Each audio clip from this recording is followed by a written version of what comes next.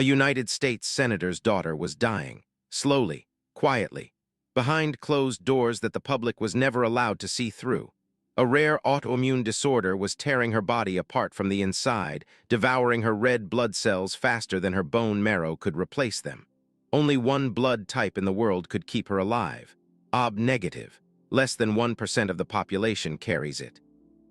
And for 2 years, 24 months without a single missed appointment, one woman walked into the same hospital, rolled up her sleeve, gave her blood, and then walked back to her real job, scrubbing toilets and mopping floors 4 corridors down from the very child she was keeping alive.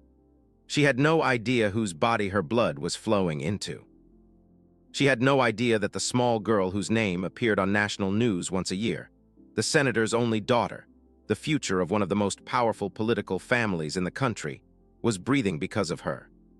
And the senator, a woman who sat on the Senate Health Committee, a woman who had built her entire political career on the promise of fixing American health care, had no idea that the only thing keeping her daughter alive was a janitor she passed in the hallway and never once thought to look at.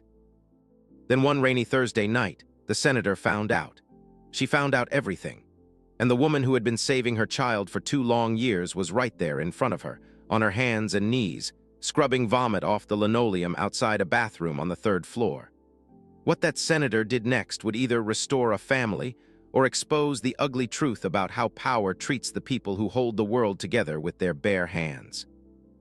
2 years earlier, Imani Carter finished a 13-hour overnight shift at St. Catherine's Children's Hospital in Washington, D.C. Her back ached in places she didn't know could ache.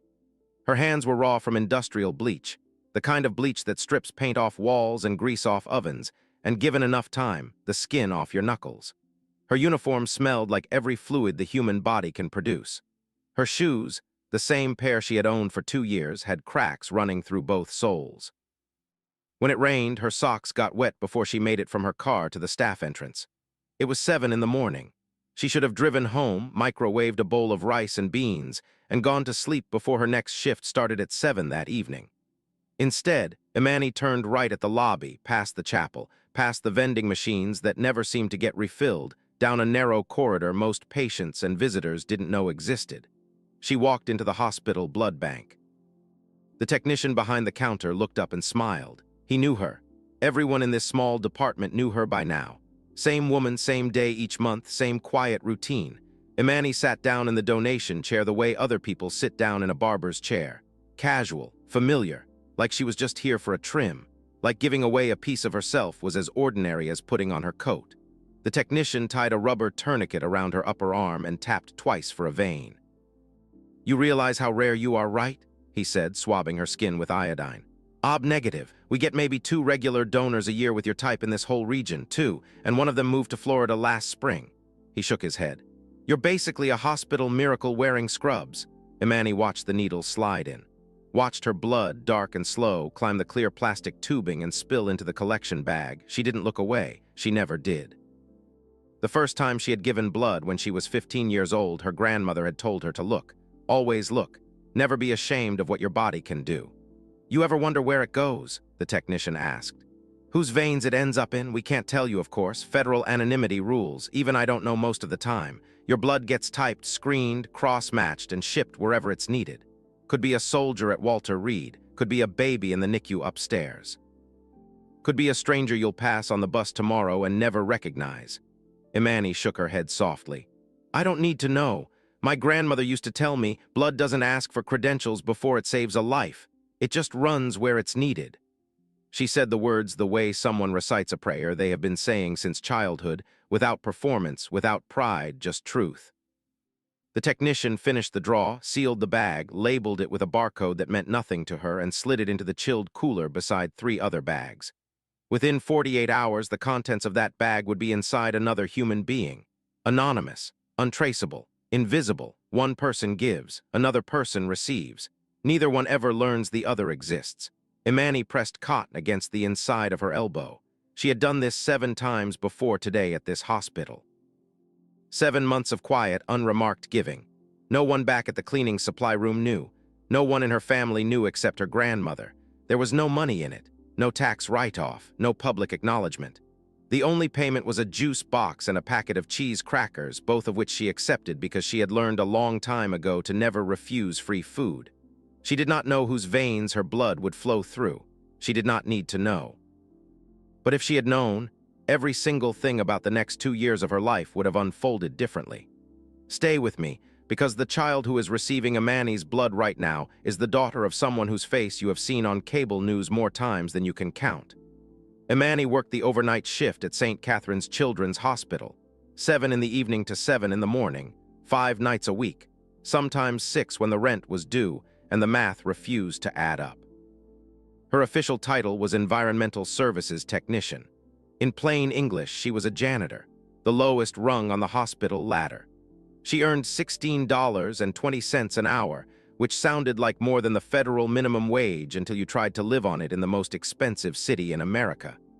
After taxes, after health insurance, after the mandatory union dues, her take-home was roughly $2,200 a month.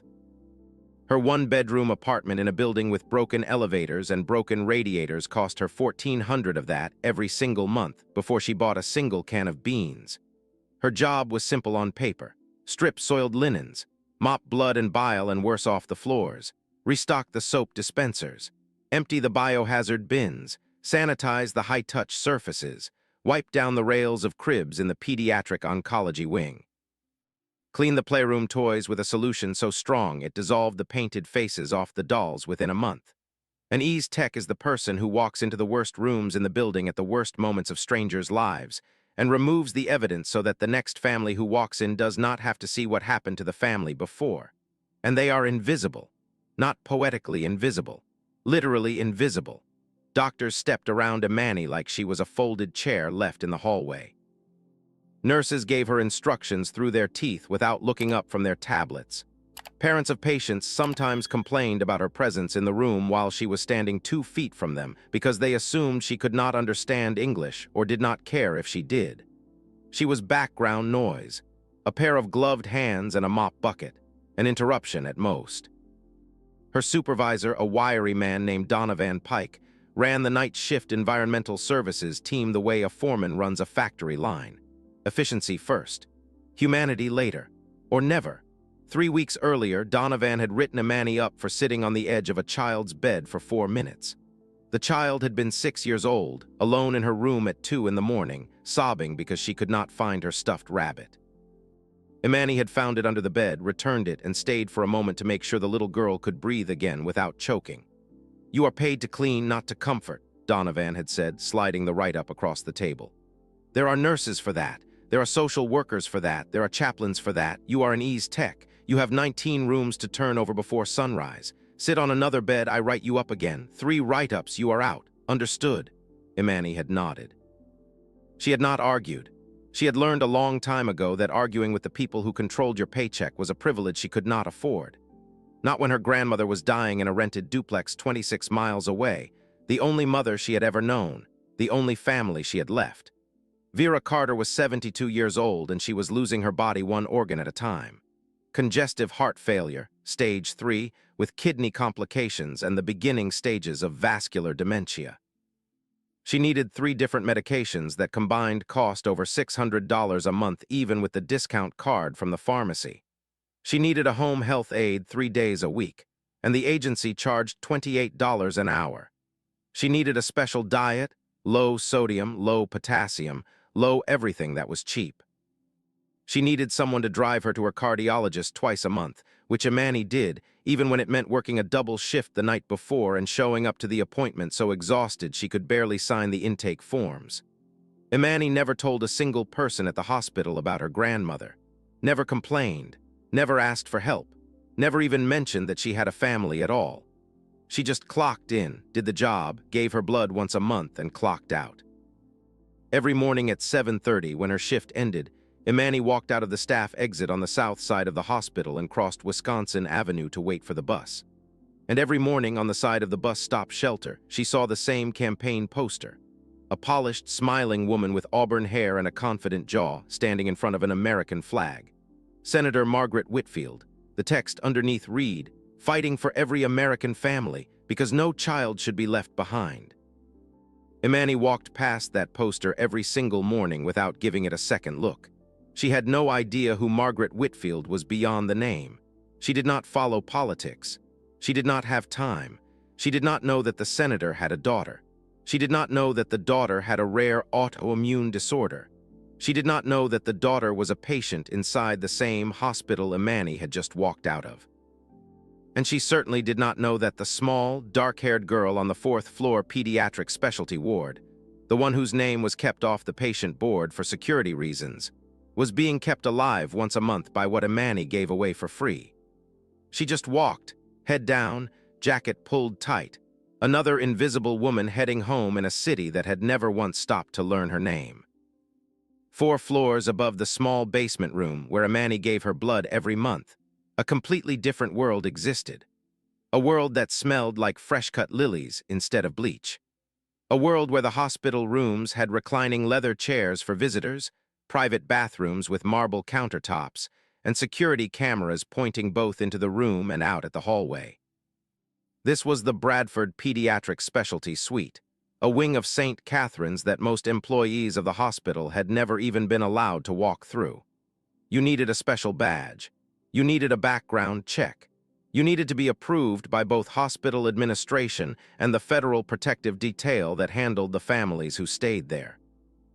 In Suite 412, a 7-year-old girl named Lillian Whitfield was sitting cross-legged on top of her hospital bed, coloring a picture of a horse. A bag of dark red blood hung from the IV pole beside her, dripping slowly into a thin plastic line that ran into a port surgically implanted just below her collarbone. She did not look up when the door opened. She had been in and out of this room so many times in her short life that the sight of a doctor walking in barely registered anymore. Her mother sat in the leather chair by the window. Senator Margaret Whitfield, 48 years old, the junior senator from Pennsylvania, ranking member of the Senate Health, Education, Labor, and Pensions Committee. Her face was on the cover of Time magazine 3 months ago, accompanied by a headline that read, "The Woman Who Could Fix American Health Care." She had given a speech on the Senate floor 2 weeks earlier that had been viewed 11 million times on social media. She had appeared on 3 different Sunday morning news programs in the last 60 days. She was, by any measure that mattered in Washington, one of the most powerful women in the country, and her daughter was dying. Lillian had been diagnosed 3 years earlier with autoimmune hemolytic anemia, a condition where the body's own immune system mistakes its red blood cells for invaders and destroys them. The destruction was slow most months, manageable, but it was relentless. Without monthly transfusions of compatible blood, Lillian's hemoglobin would crash. Her organs would starve for oxygen. Her heart would begin to fail. The transfusions were not a cure. They were a tether. They were the thin rope keeping her tied to the world of the living. And the tether required OB-negative blood, specifically. Exactly. No substitutions. Margaret watched the bag drip. She watched the color slowly return to her daughter's cheeks the same way she had watched it return month after month for the last 24 months, and she felt the same thing she always felt in this room. A cold, sharp, useless rage. Rage at the universe for handing her a child this fragile. Rage at her own helplessness. Rage at the fact that she could pass a bill, summon a cabinet secretary, get the president of a Fortune 500 company on the phone in 20 minutes. And yet she could not, with all of that power, manufacture a single drop of the one thing her daughter needed to keep breathing. Dr. Priya Sundaram walked in, tablet in hand. She was the chief of pediatric hematology, born in Mumbai, trained at Johns Hopkins, the kind of doctor who had stopped being impressed by famous parents 20 years ago. To her, Lillian was a patient. Margaret was a mother. The Senate seat was irrelevant in this room. "Numbers are responding well," Dr. Sundaram said, glancing at the monitor. "Hemoglobin should be back in safe range by tomorrow morning." Margaret leaned forward. "Doctor, I have to ask you something I have asked you before. And I know what you're going to say, but I have to ask it again." Dr. Sundaram set her tablet down. She already knew. Who is giving her this blood every month the same time? Someone keeps showing up. Someone keeps making sure she has what she needs. Who is it? "Senator, you know I cannot tell you. My daughter is alive because of a stranger I cannot thank, a stranger I cannot protect, a stranger I cannot even guarantee will come back next month. What if they stop? What if something happens to them? What if they move? What is the contingency plan? Because right now, as far as I can tell, my child's survival depends on the kindness of one anonymous person who does not even know we exist. That is correct, Senator. That is exactly the situation. Margaret pressed her fingertips against her eyelids. I sit on the Senate Health Committee. I have spent the last decade of my life building policy around access to care. And I cannot find out the name of the person saving my daughter's life. You cannot and you should not. Dr. Sundaram's voice was soft but immovable. Donor anonymity is not a courtesy. It is a federal protection. It exists because the moment we let powerful people identify donors, donors stop giving. They get pressured, harassed, stalked, bribed. The system collapses, and other children who do not have a senator for a mother, would die first. Anonymity is the only reason this person can keep giving freely. The moment you know them, the gift changes. Margaret looked at her daughter. Lillian was still coloring her horse. She had given it purple legs and a yellow mane. Can you at least tell me, Margaret asked quietly, if it is the same person every month? Dr. Sundaram hesitated. She looked at the tablet on her lap. She looked at the child on the bed, and she made a small choice. It has been the same person, she said, for 24 months without a single missed donation. Margaret sat in silence for a long moment after Dr. Sundaram left the room. 24 months. The same person. A stranger had quietly, faithfully, anonymously been the difference between her daughter's survival and her death for 2 solid years, and Margaret did not even know if that person was a man or a woman, young or old, near or far. She did not know what they did for a living, whether they had children of their own, whether they were rich or poor, healthy or struggling. She knew nothing, and she could do nothing with that nothing. She looked at Lillian, still coloring, humming softly to a song only she could hear. And Margaret made a quiet promise to her daughter that she did not say out loud. Someday, somehow, I will find that person, and I will make sure they never have to worry about a single thing for the rest of their lives. She did not yet understand how naive that promise would sound when she actually met the woman behind it. If you are already invested in this story, take a moment now to subscribe to the channel and turn on notifications. Because what is about to happen between Imani and the small girl on the 4th floor will rearrange everything you think you know about what it means to be seen. It was a Tuesday night, 2 minutes past midnight. St. Catherine's was in that strange in-between hour when the hallways finally went still. Most parents had gone home, most non-emergency staff had clocked out, the lights in the long corridors had dimmed to their overnight setting, and the only sounds left were the soft hum of medical equipment and the occasional ping of an elevator nobody was riding. Imani pushed her cleaning cart down the 4th floor hallway, restricted wing.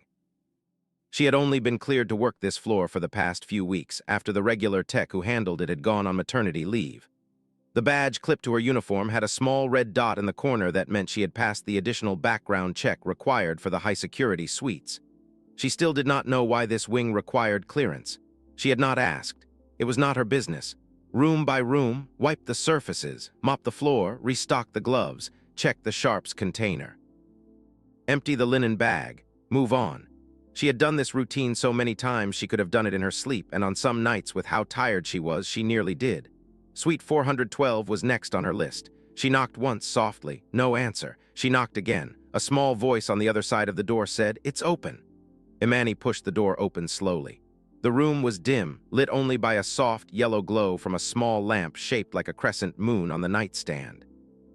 In the bed, a small girl was sitting up against 2 pillows, very much awake, hugging her knees to her chest.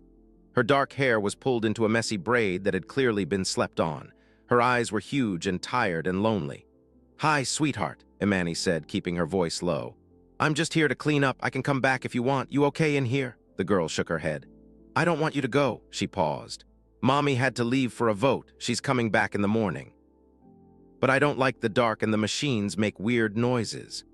Imani looked at the cart in the hallway. She looked at her watch. She still had 15 rooms left to do before sunrise. Donovan was going to check her progress in less than 2 hours. He was going to find her behind schedule. He was going to write her up again. She walked into the room anyway. She parked the cart at the door, leaving it slightly ajar so the hallway light filtered in, and she sat down in the chair beside the bed. "What's your name, baby?" "Lillian, but everyone calls me Lily." "Well, Lily, I'm Miss Imani, and I'll tell you what, I'll sit with you for a little bit just until you feel sleepy again. Would that be okay?" Lillian nodded so fast her braid bounced. Then she lay back down, pulled her blanket up to her chin, and turned her whole body toward Imani like she was trying to soak in another human being through her skin. Imani started talking, quietly, about the porch swing on her grandmother's house in North Carolina, about the way fireflies looked in summer when the sky finally turned dark blue instead of black, about a sparrow that used to build a nest above the kitchen window every spring, year after year, even though somebody always tore it down by July. She talked about her grandmother teaching her how to braid hair on a doll when she was 4 years old. She talked about the smell of cornbread in a cast-iron pan. Lillian listened. Her eyes got heavier, her grip on the blanket loosened, and just before she drifted off, she reached under her pillow and pulled out a folded piece of construction paper. She unfolded it carefully like it was made of glass. "This is the blood angel," she whispered, holding the paper up so Imani could see. It was a drawing, crayon on red construction paper. A figure with brown skin and a halo over its head, holding what looked like a heart, but might also have been a bag of blood with a face drawn on it. The kind of art only a 7-year-old can make. "Who is the blood angel, baby?" "Somebody gives me their blood every month so I don't die. Mommy says we don't know who they are. But I know they're an angel. I made this picture for them. I keep it under my pillow so they know I love them, even though we never met." Imani sat very still. She felt something warm and painful open up inside her chest, although she could not have said why. She did not connect the drawing in Lillian's hand to the blood bag hanging quietly from the IV pole in the corner. She had no reason to. She was the woman who cleaned the floor. The blood angel was somebody else. "I'm sure they know, Lily. I'm sure they love you right back." Lillian smiled in her sleep. Within a minute, her breathing slowed and evened out. Imani tucked the blanket around her shoulders, set the drawing carefully on the nightstand, and quietly pushed her cart back into the hallway. She had no idea that the child she had just sung to sleep was the same child she had been keeping alive for 24 straight months. And she had no idea that in just under 3 weeks, the world was going to find out. Imani Carter had not always been a janitor, not in the story she carried inside her chest. Not in the version of her life that her grandmother had imagined when she filled out the kindergarten paperwork at the public elementary school in Durham, North Carolina, almost 30 years earlier. Imani had been a nurse, almost, 3 semesters away from her Bachelor of Science in Nursing at Howard University, top of her class in clinical skills, recommended for an internship at Children's National Medical Center. She had a letter of acceptance in her bedroom drawer that she still had not been able to throw away, even now, 11 years later. It sat under a stack of expired insurance documents and unpaid parking tickets, the corners of the envelope softened by time. She had wanted to be a pediatric nurse practitioner. That had been the dream. She wanted to work in a children's hospital. She wanted to be the woman who held the IV line steady so the toddler did not panic. She wanted to be the one who explained to the scared parents that their baby was going to be okay in language that did not require a medical dictionary. She had a way with children. Everyone said so. Her professors, her clinical instructors, her classmates, strangers at the grocery store whose toddlers stopped crying the moment Imani made a goofy face from across the aisle. The summer before her senior year, her grandmother had a stroke, not a massive one. Not the kind that kills you in an instant, the slow kind. The kind that whittles a person down month by month, taking small pieces of them at a time. Vera Carter, the woman who had raised Imani from infancy after Imani's mother died in childbirth, the only family Imani had in the entire world, could no longer live on her own. Imani had done the math, the same way Amara would have done it in another version of this story, and the same way every black woman in America who has ever had to choose between her future and her family has done it. She sat on the floor of her dorm room at 2 in the morning with a calculator and a yellow legal pad and ran the numbers again and again, hoping they would change. They did not. Senior year tuition. Books. The rent on her grandmother's duplex in Maryland because Imani would have to move closer to take care of her. Vera's medications. Vera's home health aid. Vera's groceries. Vera's electric bill because Vera had stopped being able to remember to pay it. There was not enough money for both school and Vera, not even close. Imani withdrew from Howard University on a humid Wednesday in August. Her academic advisor cried. Imani did not. She had already done her crying the week before, alone in her car, in the parking lot of the dialysis center where Vera was getting her blood pressure checked. By the time she signed the withdrawal forms, she was empty. She moved into the duplex with her grandmother. She got her certified nursing assistant license in 8 weeks because it was the fastest credential a hospital would accept. Then she upgraded that to her environmental services certification because it paid $2 an hour more, and because $2 an hour over the course of a year is the difference between making rent and not. She told herself it was temporary. She told herself she would go back to school in a year, maybe 2. She told herself it was just a delay. That was 11 years ago. Some women would have grown bitter. Some women would have spent every single shift mourning the future that got taken from them. Imani did not. Not because she did not feel the loss. She felt it every single night she walked into a hospital wearing a janitor's uniform instead of a nurse's scrubs. She felt it every time a nurse barked an order at her without making eye contact. She felt it every time she changed the linens on a bed in a room where a doctor was explaining a diagnosis to a family, and she could have explained it just as well, in words the family would have actually understood. But her grandmother had taught her something a long time ago that kept the bitterness from putting down roots. When Imani was 12 years old, the year after her grandfather died, Vera had taken her to the Red Cross blood drive at the AME church on Highway 70. It was Imani's first time. She had been terrified of the needle. Vera had held her hand the whole time and said something that Imani had never forgotten. "Baby, your blood doesn't know if you're rich or poor. It doesn't know what color your skin is or what kind of name you have or whether you went to college. It just knows how to keep somebody alive. That's the most honest thing about you. When you give it away, you give the realest part of yourself, and you give it without asking for anything back. That's holy work. Don't ever stop doing it." Imani had not stopped. Not in Durham, not in DC, not in any city she had passed through. Not when she was working 2 jobs, not when she was sleeping 4 hours a night. Not when her own iron levels dropped and she had to choke down liver and spinach for a month to bring them back up. She had OB-negative blood, and she knew what that meant. She knew people died waiting for it.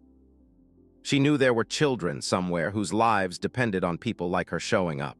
And she could not, in good conscience, sit at home knowing that, so she worked her shifts. She cleaned her rooms. She held children's hands in the dark. She paid for her grandmother's medications. She gave her blood away once a month for free to strangers she would never meet.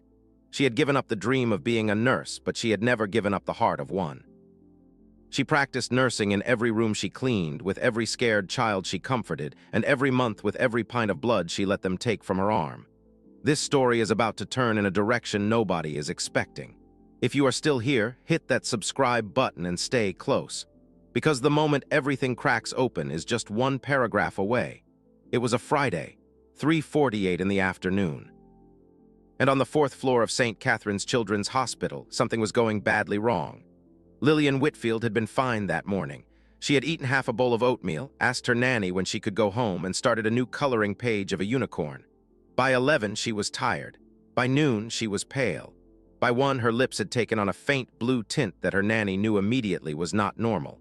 By 1:15, the rapid response team was in the room. By 1:30, Dr. Sundaram was standing at the foot of the bed reading numbers off a monitor with a face that did not move at all, which was the way Dr. Sundaram's face moved when she was extremely scared. "She is in active hemolytic crisis," she said, half into a phone and half to the senator who had just burst through the door, still wearing the navy blazer she had been photographed in on the Senate floor an hour earlier. "Her body is destroying red blood cells faster than I have seen in any patient this year. Hemoglobin 5.1 and still dropping. If we do not transfuse her in the next 4 hours, we are going to be looking at oxygen starvation in her brain and her heart." Margaret Whitfield, who had argued cabinet officials into submission, who had stared down lobbyists worth $100 million without blinking, grabbed the bedrail with both hands to keep her knees from buckling. "Then transfuse her right now. Use whatever you have." "Senator, we do not have it." The 4 words landed like a fist. "What do you mean you do not have it?" "OB-negative is the rarest blood type in the country. The national supply has been critically low for the past 6 weeks. We have called every blood center in the district. We have called Baltimore. We have called Richmond. We have called Philadelphia. There is no OB-negative within driving distance. There is 1 unit at a hospital in Pittsburgh, but they need it for a trauma patient who arrived an hour ago. They are not releasing it." "Then call the White House. Call the Pentagon. They have blood reserves. They will release 1 unit for a senator's daughter." "Senator, we tried that.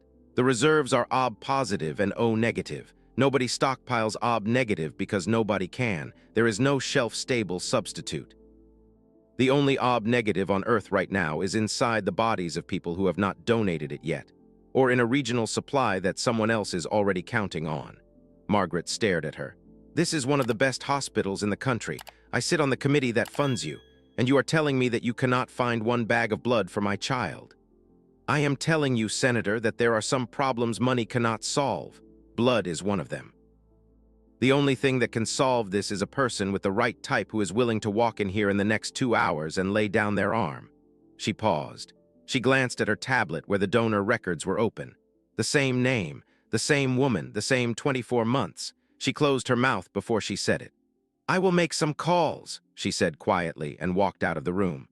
What Dr. Sundaram almost said in that hallway would have ended the anonymity protocol 2 weeks early.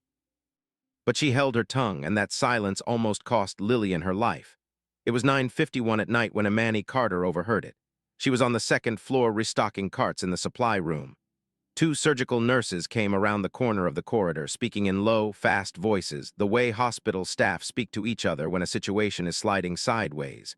The Whitfield kid on 4, 7 years old, active hemolytic crisis. They have been calling everybody. There is nothing. If they do not find OB-negative by midnight, they are going to try an exchange transfusion with type-matched plasma and hope she can hold on.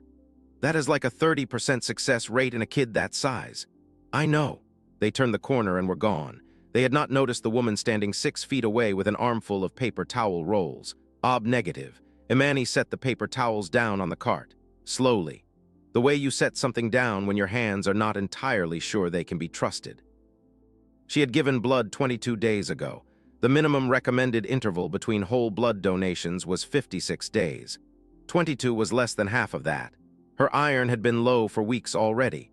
She had been dragging herself through shifts on caffeine and stubbornness. If she gave blood now on top of how tired she already was, her body might not be able to compensate. She could faint. She could crash. She could end up in a hospital bed herself, which would mean her grandmother would have nobody to drive her to dialysis on Monday morning. She knew all of this. She knew the rules by heart. She had read every pamphlet in the donation room a dozen times. She also knew that somewhere 4 floors above her, a child she had never officially met was running out of time. And the only thing standing between that child and a coffin was a woman who had what almost nobody else in this entire city had. She walked fast to the blood bank. The technician on the night shift looked up when she came through the door, and his face fell when he recognized her. Imani, you can't. It is way too soon. You know it is too soon. I know. I cannot let you donate. It is against protocol. I could lose my license.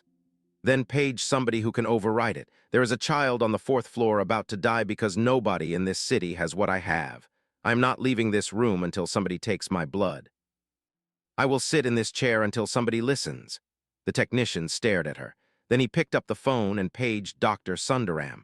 Dr. Sundaram arrived in under 3 minutes. She walked into the blood bank, looked at Imani sitting in the donor chair with her sleeve already rolled up, and something behind her eyes broke open. She knew exactly whose blood this was about to save. She knew the senator's daughter 4 floors up. She knew the drawing under the pillow. She knew the woman in front of her in faded scrubs had been doing this every single month for 2 years without knowing whose life she was holding together. She wanted more than anything to tell her, right there, in that room, with the needle still in its sterile wrapper. She did not. You understand the risks? Dr. Sundaram asked instead. I understand them. And you want to proceed anyway? I need to. Dr. Sundaram nodded once. The needle went in. Imani's blood, dark and warm and full of the only antibodies in the world that matched a small girl 4 floors above her, began filling the bag. She closed her eyes. Her grandmother's voice moved through her like a heartbeat. Your blood does not know if you are rich or poor. It just knows how to keep somebody alive. Dr. Sundaram carried the bag herself. She did not trust a courier with it. She did not trust the pneumatic tube. She walked it up the 4 flights of stairs because the elevator was running slow, and she walked into suite 412 with the bag still warm in her hands. Margaret was sitting beside her daughter's bed, holding Lillian's small hand, watching the heart rate monitor climb in the wrong direction. She had not eaten. She had not spoken to her chief of staff. She had silenced her phone 14 minutes earlier and shoved it under a stack of magazines. The most powerful woman in the room was, for the first time in her adult life, completely powerless. Dr. Sundaram hung the bag, connected the line, started the drip. She did not say where it had come from. She did not say how. She just said, "We have what we need. She is going to be all right." Margaret pressed her forehead against her daughter's hand and made a sound that was not quite a sob. It was relief so enormous it had no language attached to it yet. 4 floors below, Imani lay back in the recovery chair. The room was spinning gently. Her arms felt full of sand. The technician handed her a juice box and 2 graham crackers and told her sternly not to move for the next 45 minutes. She did not argue. She sipped the juice and stared at the ceiling and listened to the soft mechanical hum of the refrigeration units that held the donations. She did not know that her blood was, at that very moment, pulling a 7-year-old girl back from an edge nobody had thought she could be pulled back from. She did not know that the senator's hand was shaking from relief in a room 4 floors above her head. She did not know that the drawing of the blood angel was sitting on a nightstand right next to the IV pole that held the bag with her donation barcode on it. She just lay there, dizzy and proud, and quietly certain that she had done the right thing. The next morning at 6:45, Margaret Whitfield was in Dr. Sundaram's office before the office lights had even fully come on. She had not slept. Her makeup from the previous day was still streaked under her eyes. She was holding a paper cup of coffee that she had not taken a single sip from. "I need to know who they are." She said it like a senator, like a woman who was used to being told yes. Dr. Sundaram did not look surprised. She had been expecting this conversation since she walked out of the blood bank the night before. "You know, I cannot tell you, Senator. My daughter almost died last night. She almost died because we ran out of blood. And you are telling me there is one person in this city who has been keeping her alive for 2 years, and I am not allowed to know their name." "That is exactly what I am telling you." Margaret set the paper cup down. She paced to the window, paced back. She was a woman who solved problems for a living. She built coalitions. She moved legislation. She bent systems. And right now, the system in front of her was refusing to bend. "There are laws," Dr. Sundaram continued. "Donor anonymity is not a courtesy. It is a federal protection. It exists because, without it, donors get pressured and harassed and exploited. The minute we break it for one powerful family, the system collapses for every family that comes after. If donors stop trusting us, donors stop giving. And if donors stop giving, children die, including children whose parents do not sit in the United States Senate." Margaret turned to face her. "I am not going to pressure anyone. I want to thank them. I want to make sure they are taken care of. I want to make sure my daughter has a reliable source of blood for the rest of her life. And I understand that, but what you want does not override what they are entitled to. This person chose to give anonymously. That choice belongs to them, not to you. Respecting it is not optional, not for you, not for me, not for anyone." Margaret's jaw tightened. She looked at the window, she looked at the floor. She did not pull out a checkbook the way Julian Fairfax once had in another version of this story because she was a senator, and senators do not write checks for things like this. They do something else. They use leverage. "Doctor, I sit on the committee that approves the federal appropriations for pediatric research grants. St. Catherine's received $4.1 million in NIH funding last year. I could make that number larger, substantially larger, or I could make it smaller, substantially smaller." Dr. Sundaram looked at her for a long moment, and then she said very quietly, "Senator, if I sell a donor's identity for a research grant, what does that make me? What does that make this hospital? A place where federal funding can buy access to anybody's medical records, as long as the chairwoman's daughter is the patient. That is not a hospital anymore. That is a marketplace. And if you actually believe that is what this institution should be, then you are not the senator I voted for." Margaret stood very still. She had not been spoken to like that in a long time, maybe ever. She picked up her paper cup of untasted coffee. She walked to the door. She paused with her hand on the handle.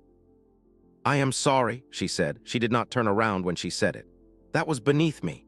"Yes, Senator, it was." Margaret left the office without another word. She could not buy the answer. She could not legislate the answer. She could not subpoena the answer. And so the universe handed her the answer the way the universe usually does. By accident, it was 3 days later, 11:42 on a Tuesday night.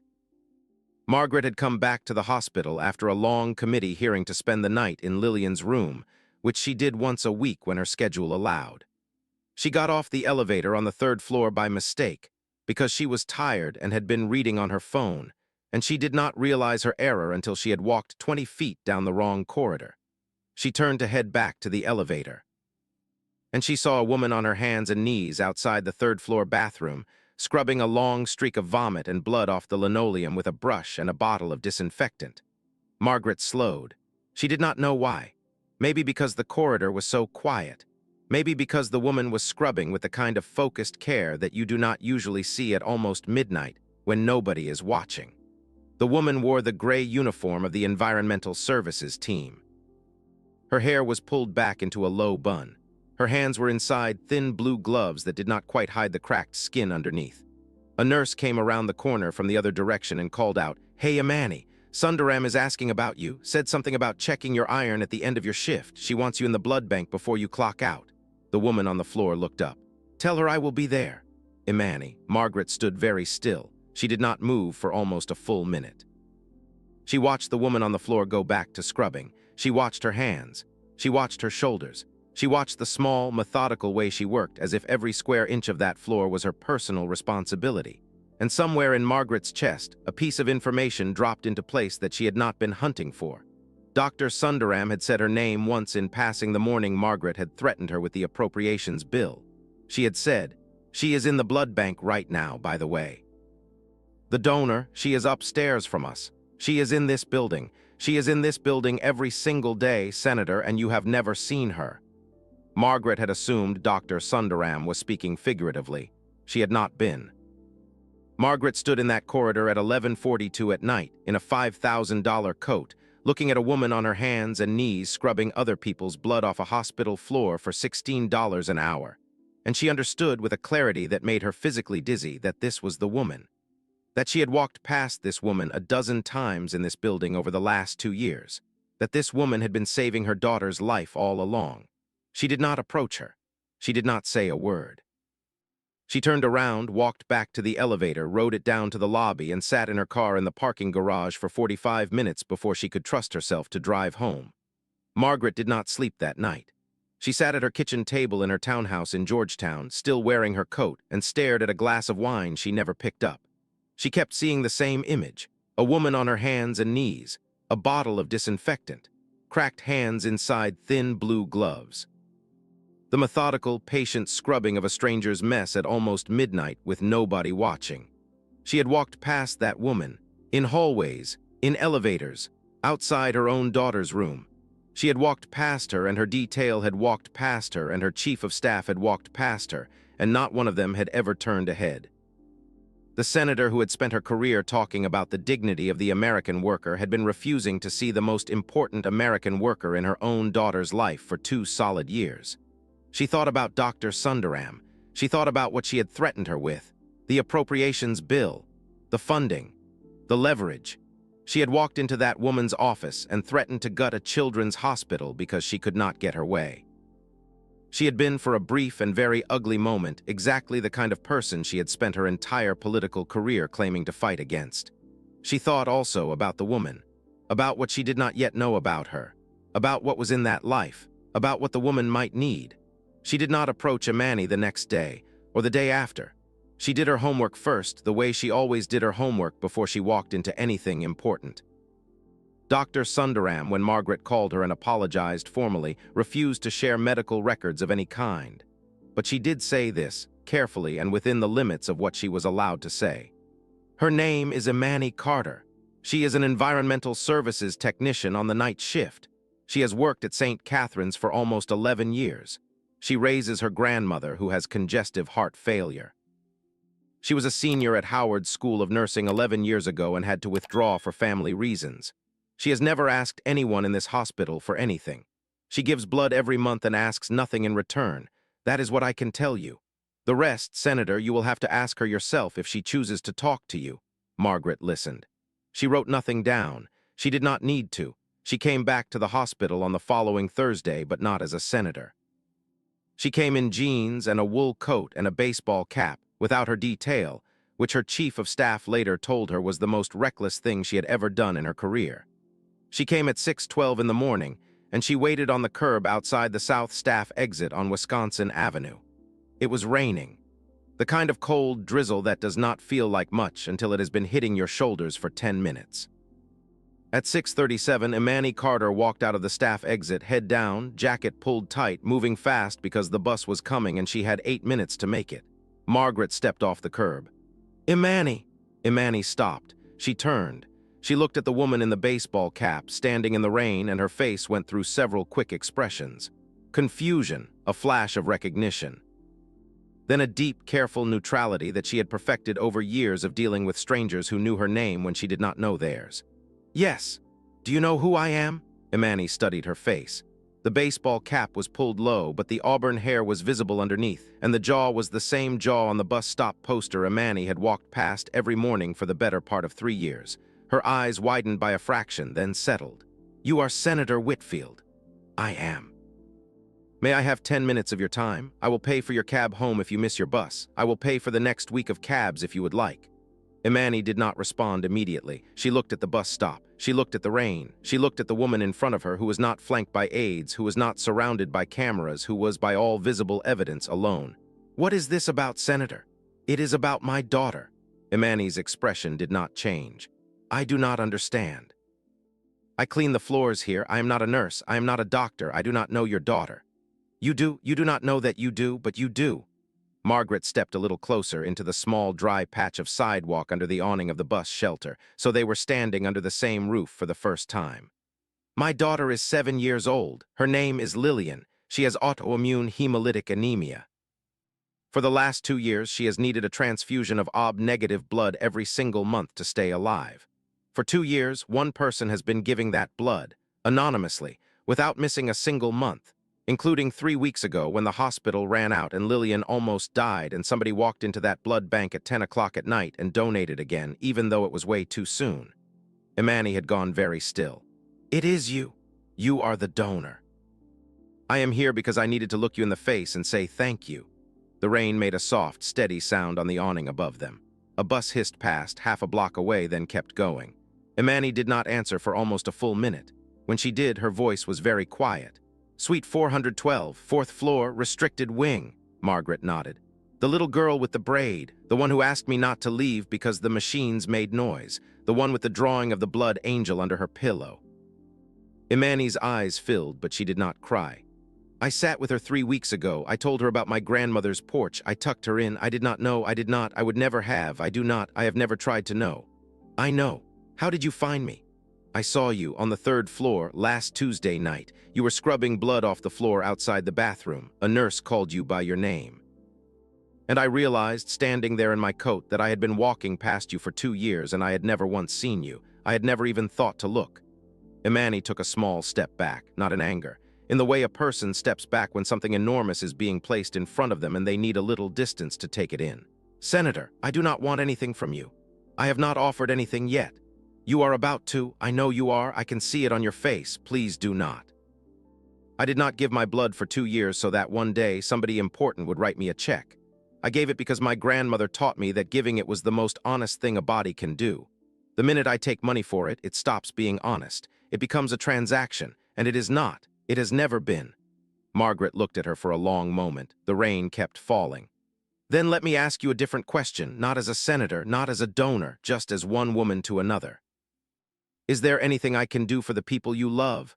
Imani's mouth opened, then closed, then opened again. She did not answer. But for the first time, she did not say no. Margaret brought Imani up to the 4th floor the following afternoon. Imani had changed out of her uniform and put on the nicest clothes she owned, which was a navy sweater her grandmother had bought her 3 Christmases ago and a pair of khaki pants she ironed twice that morning. She felt deeply out of place riding the elevator past floors she had only ever cleaned. The badge on her chest was the same badge. The hallways were the same hallways, but she was walking through them as a guest now, and the strangeness of that did not sit easily on her shoulders. Margaret opened the door to suite 412. Lillian was sitting up in bed, eating a small bowl of strawberries, watching something on a tablet propped on her knees.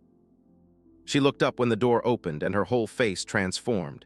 Miss Imani, you came in the day, you never come in the day.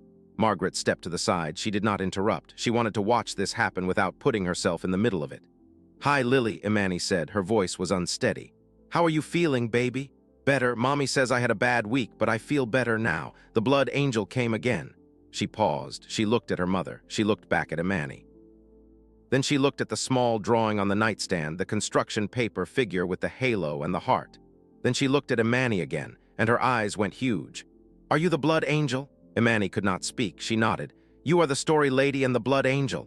I am one person, baby. I just do two things." Lillian set the bowl of strawberries aside very carefully, the way you set something down when you do not want to spill it. Then she opened her arms. Imani crossed the room and gathered that small child up against her chest and held her the way she had held her grandmother through the worst nights of her stroke. Tightly, like she was trying to give every cell in her body permission to finally rest.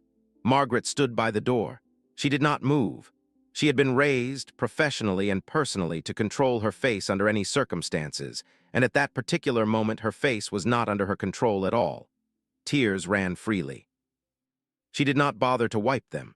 Lillian whispered something against Imani's shoulder. Imani laughed, a soft, broken sound, and whispered something back. Margaret could not hear what either of them said. She understood with a kind of quiet shock that she was not supposed to. That night, Margaret called her chief of staff at home and told him to clear her schedule for the next 72 hours. She drafted the bill herself, longhand, on legal pads, at her kitchen table. She refused to let her staff write it for her because she wanted every word of it to belong to her. She called it the Rare Blood Access and Donor Protection Act. It had 3 core provisions. The first established a federally funded national rare blood type registry, real-time matching, automatic alerts, a system that would make sure no hospital in America ever again ran out of AB negative or B negative or any of the other rare types because they did not know who had it. The senator who had spent 10 years talking about the dignity of access was going to spend the next 10 making sure access actually existed. The second created federal grant funding for hospital frontline support workers, environmental services technicians, certified nursing assistants, patient transporters, food service staff, and overnight aides. The grants would tie federal hospital funding to a baseline wage of at least $22 an hour for these workers in any hospital receiving more than $10 million in federal money. There were 240,000 frontline hospital workers in America earning less than $17 an hour. The bill would lift every single one of them. The third provision was the one Margaret was proudest of. It was named, with permission Imani had not exactly given but had not refused either, the Vera Carter Nursing Education Grant. It would fund full tuition, books, and a monthly living stipend for any frontline hospital worker who wanted to return to school for a nursing degree, a physician assistant degree, or a medical degree. There were no income caps. There were no age limits. There were no strings. The only requirement was that the applicant had spent at least 3 years working as a non-clinical hospital support worker in the United States. She introduced the bill on the Senate floor on a Wednesday in March. She spoke for 41 minutes. She did not use a teleprompter. She did not check her notes. She told the story with Imani's written permission in careful and respectful terms. She did not name her. She called her simply the woman who saved my daughter. She ended with this. There is a woman in this country who has been keeping my child alive for 2 years. She earns $16 an hour. She raises her grandmother on that salary. She gave up her nursing degree to do it. She has never once asked me for a single thing. The richest, most powerful nation in human history is held together by women like her, and we treat them like they are invisible. That ends today. With this bill, it ends today. The bill passed the Senate 7 months later with a vote of 81 to 19. It cleared the House 2 months after that. It was signed into law on a Tuesday in November. Imani watched the signing ceremony from her grandmother's living room. Vera Carter, frail and slow, sat in the recliner beside her with a quilt over her knees. The television in the corner was the same television Imani had watched all the way through nursing school and all the way through 11 years of janitorial work. The screen showed the President of the United States sitting at a long table, signing his name to a bill that bore Imani's grandmother's name. Vera did not understand entirely what she was looking at. The dementia had taken a little more of her in the last year, and large public moments did not always land the way they used to. But she squeezed Imani's hand, and she pointed at the screen with one shaking finger, and she said, "Baby, that man is writing your grandmother's name on the television." "Yes, Mama, he is. What for? For you and for me and for everybody like us." Vera nodded slowly. Then she said very softly, "Good. About time, baby, about time." 6 months after the signing ceremony, Imani Carter walked into the admissions office at the Johns Hopkins School of Nursing carrying a folder with her old transcripts from Howard, a letter of recommendation from Dr. Priya Sundaram, and an acceptance letter she had read so many times the paper had started to soften at the corners. She was 37 years old. She was wearing a new pair of shoes for the first time in 4 years because she could finally afford them. She was carrying a backpack she had bought from a thrift store for $9 because some habits do not break just because the bank account changes. The Vera Carter grant covered everything: tuition, books, housing, a monthly living stipend that was, by itself, larger than her old paycheck had ever been. She did not have to choose between her grandmother's medication and her dream anymore. Vera had a full-time home health aide now, paid for through a Medicaid waiver. Margaret's office had quietly walked through the bureaucracy on her behalf. Not because Margaret had asked for special favors, but because Margaret had finally bothered to learn how the system actually worked for people who were not senators, and she had used that knowledge to make sure one woman, in one small duplex in Maryland, did not get left behind. Imani sat in the lecture hall on her first morning, surrounded by students who were 10 and 15 years younger than she was, and she opened her notebook to a fresh page. The professor wrote a single sentence on the whiteboard. "Nursing begins where seeing begins." Imani wrote it down. She underlined it twice. She thought about Donovan Pike, her old supervisor, who had written her up for sitting on the edge of a child's bed for 4 minutes. He still worked the night shift at St. Catherine's. Imani had run into him in the parking garage 2 months earlier after the law passed but before her first semester started. He had not known what to say to her. He had managed, eventually, to say, "I am sorry." She had nodded. She had not said it was okay because it had not been, but she had said, "Thank you for saying that out loud." It was the most he had ever offered her in 11 years, and she let it be enough. She thought about Lillian, who was 8 now, in remission, in 2nd grade at a public school her mother had insisted she attend instead of the private one all the other senators' children went to. Lillian sent Imani a drawing in the mail once a month. Different subjects each time: horses, dragons, flowers. The original drawing, the Blood Angel one, was framed and hanging on the wall of Imani's small apartment in Baltimore, next to a photograph of her grandmother on her porch in Durham. She thought about Margaret. They were not friends exactly. They were not family exactly. But they were something. They spoke on the phone once a month. They had dinner together every other Sunday at Margaret's townhouse in Georgetown, where Lillian would set the table herself and Vera, on her good days, would sit at the head of it and remind everyone to say grace. Margaret had stopped wearing $5,000 coats. She had not made a public statement about it. She had just stopped. Some changes do not need a press release. 3 years later, Imani graduated. She walked across a stage in a white cap and a white gown, and she received her diploma, Bachelor of Science in Nursing. She had not stopped at her bachelor's. She was already enrolled in the master's program. She wanted to be a pediatric nurse practitioner. She wanted to work in a children's hospital. She wanted to be the woman who held the IV line steady so the toddler did not panic. The dream she had set down at 26 was still sitting exactly where she had left it, and it had been waiting for her the whole time. When the dean called her name, the auditorium did not just applaud. It stood. Because the people in that room knew. Her classmates knew. Her professors knew. The hospital staff who had come to see one of their own walk across that line, from the lowest rung of the system to a degree that put RN after her name, knew. In the 5th row, 3 people sat together. Lillian, 12 years old now, holding a small bouquet of yellow daisies. Margaret, in a simple black blazer, no makeup, no detail, just a woman watching another woman receive what she had earned. And in a wheelchair beside them with a soft pink quilt tucked over her knees, Vera Carter. 78 years old, frail, forgetting more than she remembered most days. But on that morning in that auditorium, when her granddaughter's name was called, Vera Carter sat up straight in her wheelchair and clapped her hands together slowly and steadily, and said in a voice that carried farther than anyone expected, "That's my baby. That's my baby right there." Imani heard her over the applause. She knew she heard her because she looked into the 5th row and she found those 3 faces and she pressed her hand to her chest. She did not speak. She did not need to.